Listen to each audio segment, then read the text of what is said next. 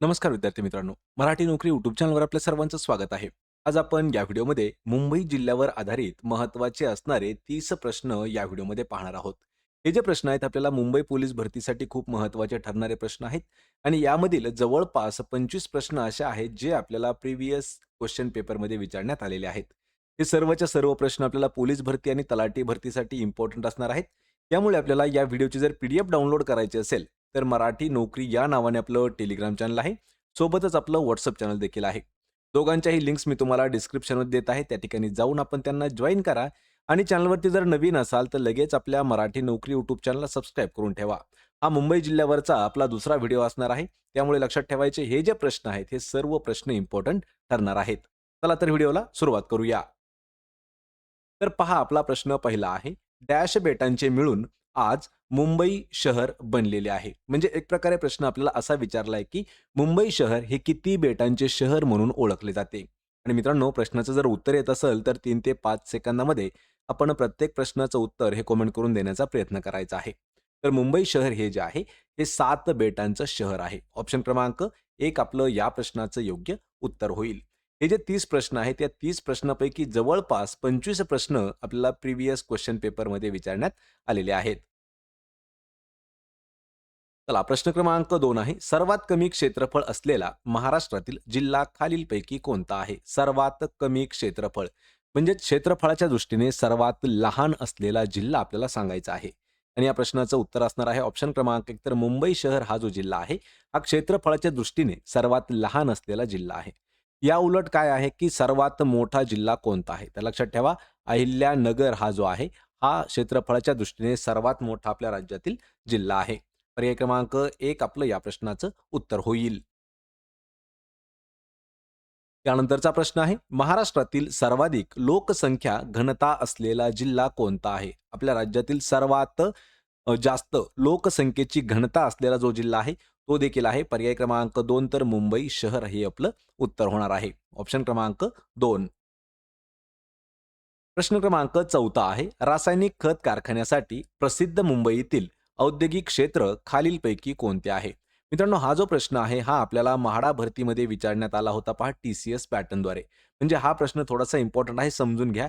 खत कारखान्यासाठी प्रसिद्ध असणारा मुंबईतील एक औद्योगिक क्षेत्र आहे. तर ते कोणत्या ठिकाणी आहे किंवा ते कोणते आहे? तर ते आहे ऑप्शन क्रमांक 4 तर तुर्भे हे आपलं योग्य उत्तर होणार आहे. ऑप्शन क्रमांक 4. यानंतरचा प्रश्न आहे पहा, मुंबई शहराची वाढती प्रगती पाहून डॅशचे संपादक रॉबर्ट नाईट यांनी आपल्या वर्तमानपत्राचे नाव बदलून टाइम्स ऑफ इंडिया असं ठेवलं होतं. या ठिकाणी आपल्याला 2 प्रश्न तयार होतात. पहिला प्रश्न असा आहे, की टाइम्स ऑफ इंडिया याचं जुनं नाव काय होतं? लक्षात ठेवायचंय. तर हे जे वर्तमानपत्र आहे, तर याचं जुनं नाव काय आहे? तर त्याचं जुनं नाव होतं पहा बॉम्बे टाइम्स. म्हणजे आपलं उत्तर देखील आहे पर्याय क्रमांक 3 तर बॉम्बे टाइम्स हे आपलं उत्तर असणार आहे. पण यावरचे प्रश्न कसे होतात? टाइम्स ऑफ इंडियाचं जुनं नाव काय आहे? तर ते आहे बॉम्बे टाइम्स आणि त्याचे जे एडिटर म्हणजे संपादक जे होते, तर त्यांचं नाव काय आहे? रॉबर्ट नाईट हे त्यांचं नाव होतं. पर्याय क्रमांक 3 आपलं उत्तर होईल. यानंतरचा प्रश्न आहे, प्रिन्स ऑफ वेल्स हे संग्रहालय खालीलपैकी कोणत्या ठिकाणी स्थित आहे? प्रिन्स ऑफ वेल्स हे जे संग्रहालय आहे, हे कोणत्या ठिकाणी स्थित आहे? आणि हा जो प्रश्न आहे, हा आपल्याला तलाठी भरती 2014 साठी विचारण्यात आलेला होता. तर या प्रश्नाचं योग्य उत्तर असणार आहे पहा ऑप्शन क्रमांक 1 तर मुंबई या ठिकाणी आहे प्रिन्स ऑफ वेल्स हे संग्रहालय. ऑप्शन क्रमांक 1 आपलं उत्तर असेल. यानंतरचा प्रश्न आहे बोरघाट हा कोणत्या 2 शहरांना जोडण्याचं काम करतो किंवा बोरघाट जो आहे तो कोणत्या 2 शहरांच्या दरम्यान आहे म्हणजे 2 शहरांना तो जोडण्याचं काम करतो. तर या प्रश्नाचं योग्य उत्तर आहे ऑप्शन क्रमांक 4 मुंबई आणि पुणे या 2 शहरांना जोडण्याचं काम करतो पहा बोरघाट. पण यावरती प्रश्न आपल्याला थोडासा वेगळ्या पद्धतीने विचारला होता.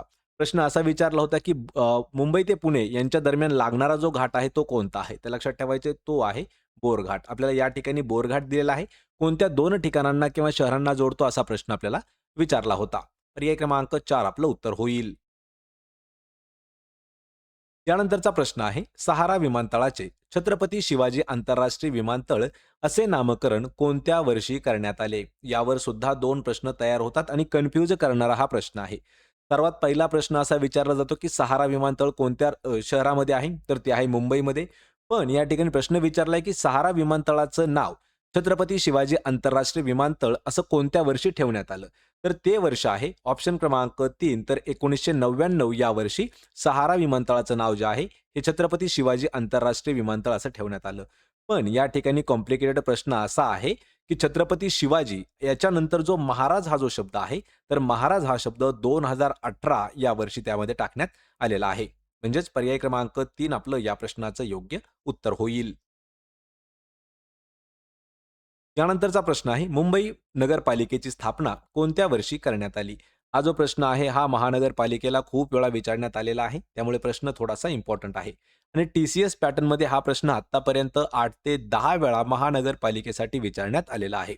मुंबई महापालिकेची स्थापना जी आहे, ही कोणत्या वर्षी करण्यात आली? तर या प्रश्नाचं योग्य उत्तर आहे पर्याय क्रमांक 4 तर 1889 हे जे वर्ष आहे 1889 तर या वर्षी स्थापना करण्यात आली मुंबई नगरपालिकेची. ऑप्शन क्रमांक 4 आपलं योग्य उत्तर होईल. प्रश्न क्रमांक 10 आहे. इंदू मिल, मुंबई येथे कोणाचे स्मारक उभारण्याचे प्रस्तावित आहे? हा जो प्रश्न आहे, हा देखील आपल्याला 3 वेळा बॅक टू बॅक विचारण्यात आला होता. जवळपास हा प्रश्न आपल्याला 2018ला जी भरती झाली त्यामध्ये सुद्धा विचारण्यात आलेला आहे. इंदू मिल, मुंबई हे जे ठिकाण आहे, या ठिकाणी कोणाचं स्मारक उभारण्याचं प्रस्तावित केलेलं आहे? आणि ते जे स्मारक आहे ऑप्शन क्रमांक 4 तर डॉक्टर बाबासाहेब आंबेडकर यांचं स्मारक उभारण्यात प्रस्तावित आहे पहा, इंदू मिल, मुंबई या ठिकाणी. पर्याय क्रमांक 4 आपलं या प्रश्नाचं उत्तर होईल. यानंतरचा प्रश्न आहे, कॉटन किंग म्हणून प्रसिद्ध असलेले मुंबईतील प्रसिद्ध ऐतिहासिक उद्योजक म्हणजे डॅश होय. म्हणजे प्रश्न आपल्याला असा विचारलाय, की खालीलपैकी असं कोणतं व्यक्तिमत्व आहे, जे मुंबईमधील एक प्रसिद्ध उद्योजक होते, तसेच त्यांना कॉटन किंग या नावाने देखील ओळखलं जात होतं. आणि ते जे आहेत प्रेमचंद रायचंद हे जे आहेत यांना कॉटन किंग या नावानं ओळखलं जातं. पर्याय क्रमांक 3 आपलं या प्रश्नाचं योग्य उत्तर होईल. यानंतरचा प्रश्न आहे, लालबागचा राजा या मुंबईतील वैशिष्ट्यपूर्ण सार्वजनिक गणेश उत्सवाची सुरुवात ही कोणत्या वर्षी करण्यात आली आहे? मित्रांनो, प्रश्न थोडासा महत्त्वाचा आहे. प्रश्न समजावून घ्या. लालबागचा राजा सर्वांना माहिती की मुंबईमधील एक महत्त्वाचा असणारा सार्वजनिक गणेश उत्सव आहे. पण या उत्सवाची सुरुवात ही कोणत्या वर्षी करण्यात आलेली आहे? आणि ते जे वर्ष आहे ते आहे ऑप्शन क्रमांक 2 तर 1934 हे जे वर्ष आहे. या वर्षी लालबागचा राजा जो आहे याची सार्वजनिक गणेश उत्सवाची सुरुवात करण्यात आलेली आहे. पर्याय क्रमांक 2 आपलं या प्रश्नाचं उत्तर होईल. त्यानंतरचा प्रश्न आहे पहा, खालीलपैकी कोणत्या वर्षी मुंबईचे बॉम्बे हे नाव बदलून मुंबई असे करण्यात आलेले आहे? मुंबईचं पूर्वीचं नाव काय आहे लक्षात ठेवा. मुंबईला आधी बॉम्बे असं म्हटलं जात होतं. पण मुंबईचं बॉम्बे आणि बॉम्बेचं मुंबई असं नामकरण कधी करण्यात आलेलं आहे? प्रश्न काय आहे समजावून घ्या. बॉम्बे हे जे आहे, तर बॉम्बेला मुंबई कधीपासून म्हटलं जाऊ लागलं? तर या प्रश्नाचं योग्य उत्तर आहे ऑप्शन क्रमांक 4 तर 1995 हे जे वर्ष आहे, या वर्षापासून बॉम्बे या शहराचं नाव किंवा बॉम्बेला मुंबई म्हणून ओळखलं जाऊ लागलं. ऑप्शन क्रमांक 4 आपलं या प्रश्नाचं योग्य उत्तर आहे मुंबई. यानंतरचा प्रश्न आहे पहा, बॉम्बे हाय हे ठिकाण कशाशी संबंधित आहे? बॉम्बे हाय याच्यावरती सुद्धा आपल्याला 2 वेळा टी-सी-एस पॅटर्नमध्ये प्रश्न विचारण्यात आला होता. बॉम्बे हाय हे जे ठिकाण आहे, हे कशासाठी प्रसिद्ध आहे? तर या प्रश्नाचं अचूक उत्तर असणार आहे पर्याय क्रमांक 1 तर खनिज तेल साठ्याशी संबंधित आहे किंवा प्रसिद्ध आहे बॉम्बे हाय. ऑप्शन क्रमांक 1 आपलं या प्रश्नाचं उत्तर होईल. त्यानंतरचा प्रश्न आहे पहा, खालीलपैकी कोणाला आधुनिक मुंबईचे शिल्पकार या नावाने ओळखले जाते? मित्रांनो, हा प्रश्न खूप महत्त्वाचा आहे. यामध्ये 2 ते 3 नावं अशी की जे आपल्याला कन्फ्यूज करून टाकतात. पण हा जो प्रश्न आहे, हा प्रश्न आपण मुद्दाम एम-पी-एस-सीच्या प्री एक्झाममधील घेतलेला आहे आणि हा प्रश्न आपल्याला पोलीस भरतीमध्ये सुद्धा खूप वेळा विचारण्यात आला होता. असं कोणतं व्यक्तिमत्व आहे, ज्यांना आधुनिक मुंबईचे शिल्पकार या नावानं ओळखलं जातं? आणि ते जे आहेत ते आहेत पर्याय क्रमांक 2 तर नाना शंकरशेठ यांना आधुनिक मुंबईचे शिल्पकार या नावानं ओळखलं जातं. ऑप्शन क्रमांक 2 आपलं या प्रश्नाचं उत्तर होईल.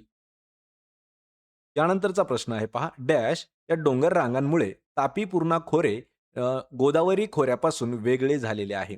यावरती सुद्धा 2 प्रश्न तयार होतात. पहिला प्रश्न असा आहे, की तापी पूर्णा खोरे हे जे आहे, हे गोदावरी नदीच्या खोऱ्यापासून वेगळं झालेलं आहे. ते कोणत्या डोंगर रांगेमुळे झालेलं आहे? आणि ती जी डोंगर रांग आहे, ती आहे पर्याय क्रमांक 3 अजिंठा व सातमाळा या डोंगर रांगेमुळे तापी पूर्णा खोरे जे आहे, हे गोदावरी नदीच्या खोऱ्यापासून वेगळं झालेलं आहे. ऑप्शन क्रमांक 3 आपलं या प्रश्नाचं उत्तर असेल. त्यानंतरचा प्रश्न आहे, काळा घोडा उत्सव खालीलपैकी कोणत्या शहरात साजरा केला जातो? आत्तापर्यंत पोलीस भरतीमध्ये 8 ते 10 वेळा हा प्रश्न आपल्याला जशास तसा विचारण्यात आलेला आहे. तर काळा घोडा उत्सव जो आहे, हा मुंबई या शहरामध्ये साजरा केला जातो. पर्याय क्रमांक 4 आपलं या प्रश्नाचं योग्य उत्तर होईल. प्रश्न क्रमांक 18 आहे. भारतीय राष्ट्रीय काँग्रेसची स्थापना केव्हा व कोठे झाली? या ठिकाणी आपल्याला 2 प्रश्न विचारलेले आहेत. पहिला प्रश्न आहे की केव्हा झाली? दुसरा प्रश्न आहे कोठे झाली? कशाची? भारतीय राष्ट्रीय काँग्रेसची स्थापना. लक्षात ठेवायचे भारतीय राष्ट्रीय काँग्रेस याची स्थापना केव्हा झालेली आहे? तर ती झालेली आहे 1885 या वर्षी. पण या ठिकाणी कन्फ्यूज करण्यासाठी आपल्याला 2 ऑप्शन दिलेले आहेत. आणि ठिकाण जर सांगायचं झालं तर ठिकाण आहे त्याचं ऑप्शन क्रमांक 3 मुंबई या ठिकाणी झाली आणि 1885 या वर्षी झालेली आहे. पर्याय क्रमांक 3 आपलं उत्तर होईल. यानंतरचा प्रश्न आहे, खालीलपैकी कोणी मुंबई येथे Indian national trade union Congress या कामगार संघटनेची स्थापना केली? मित्रांनो, प्रश्न थोडासा महत्त्वाचा आहे पहा. Indian national trade union Congress या कामगार संघटनेची स्थापना कोणी केली? यावरती 2 प्रश्न येतात. पहिला प्रश्न की कोणी केली आणि दुसरा प्रश्न कोठे केली? तर ही केलेली आहे पहा सरदार वल्लभभाई पटेल यांनी. ऑप्शन क्रमांक 3 आपलं या प्रश्नाचं योग्य उत्तर होणार आहे. आणि अजून यामध्ये महत्त्वाचं म्हणजे कोणत्या ठिकाणी केली? तर ती केलेली आहे पहा मुंबई या ठिकाणी. यानंतरचा प्रश्न आहे, भारतातील पहिली मोनोरेल सेवा कोणत्या शहरात सुरू करण्यात आली होती? भारतातील आपल्या पहिली मोनोरेल सेवा ही जी आहे, ही करण्यात आलेली होती पहा मुंबई या ठिकाणी. पर्याय क्रमांक 1 आपलं या प्रश्नाचं योग्य उत्तर असणार आहे. या ठिकाणी आपण म्हणू शकता, की मित्रांनो यामध्ये जेवढे काही ऑप्शन असणार आहेत, त्यामध्ये मुंबई हे जे ऑप्शन आहे, हे खूप वेळा घेण्यात आलेलं आहे. कारण हे सर्वच्या सर्व प्रश्न आपण मुंबई या शहरावरती आधारित घेतलेले आहेत. चला यानंतरचा प्रश्न आहे, भारतीय रिझर्व्ह बँकेची स्थापना कोणत्या वर्षी करण्यात आली? आत्तापर्यंत हा प्रश्न आपल्याला 16 ते 20 वेळा विचारण्यात आलेला आहे. यामध्ये आपल्याला पोलीस भरतीमध्ये हा प्रश्न विचारण्यात आलेला आहे. तलाठी भरतीमध्ये सुद्धा हा प्रश्न विचारण्यात आलेला आहे. वनरक्षक भरतीमध्ये सुद्धा हा प्रश्न विचारण्यात आलेला आहे. आर-बी-आय म्हणजे रिझर्व्ह बँक ऑफ इंडिया याची स्थापना ही कधी करण्यात आलेली आहे? तर ही करण्यात आलेली आहे ऑप्शन क्रमांक 2 तर 1935 या वर्षी. तारीख सांगायची झालं 1 एप्रिल 1935 या दिवशी करण्यात आलेली आहे आर-बी-आयची स्थापना. ऑप्शन क्रमांक 2 आपलं या प्रश्नाचं योग्य उत्तर होईल. त्यानंतरचा प्रश्न आहे, भारत देशामध्ये चित्ता या प्राण्याचे खालीलपैकी कोणत्या राष्ट्रीय उद्यानामध्ये पुनर्वसन करण्यात आलेले आहे? पहा, चित्त्याचं पुनर्वसन भारतामध्ये केलेलं आहे, पण ते कोणत्या राष्ट्रीय उद्यानामध्ये करण्यात आलेलं आहे? आणि ते जे राष्ट्रीय उद्यान आहे, तर ते आहे पहा ऑप्शन क्रमांक 3 तर कुनो राष्ट्रीय उद्यान. या राष्ट्रीय उद्यानामध्ये चित्ते काही आणून सोडलेले आहेत, म्हणजे त्यांचं पुनर्वसन या राष्ट्रीय उद्यानामध्ये करण्यात आलेलं आहे. ऑप्शन क्रमांक 3 आपलं या प्रश्नाचं योग्य उत्तर होईल. त्यानंतरचा प्रश्न आहे, खालीलपैकी कोणते स्टेशन युनेस्कोचे हेरिटेज स्थळ म्हणून ओळखले जाते? स्टेशन म्हणजे काय म्हणू शकतो आपण त्याला? रेल्वे स्टेशन म्हणू शकतो किंवा यामध्ये जेवढे काही स्टेशन आलेले आहेत, तर त्या स्टेशनपैकी असं कोणतं स्टेशन आहे जे युनेस्कोचं हेरिटेज स्थळ म्हणून ओळखलं जातं? आणि सर्वांना या प्रश्नाचं उत्तर माहिती आहे पहा ऑप्शन क्रमांक 2 तर छत्रपती शिवाजी महाराज टर्मिनस मुंबई हे जे स्टेशन आहे, तर याला युनेस्कोने हेरिटेज स्थळ म्हणून घोषित केलेलं आहे. ऑप्शन क्रमांक 2 आपलं या प्रश्नाचं उत्तर होईल. त्यानंतरचा प्रश्न आहे, शिवडी नावाशेवा हा सागरी पूल कोणत्या 2 शहरांना जोडण्याचं काम करतो? पहा, शिवडी नावाशेवा हा एक सागरी पूल आहे, त्याला आपण ब्रिज म्हणू शकतो. तर तो कोणत्या 2 शहरांना जोडण्याचं काम करतो? आणि ती जी 2 शहर आहेत, ती आहेत ऑप्शन क्रमांक 1 तर मुंबई व नवी मुंबई या 2 शहरांना जोडण्याचं काम जो आहे, तो शिवडी नावाशेवा पूल करतो. ऑप्शन क्रमांक 1 आपलं या प्रश्नाचं अचूक उत्तर होईल.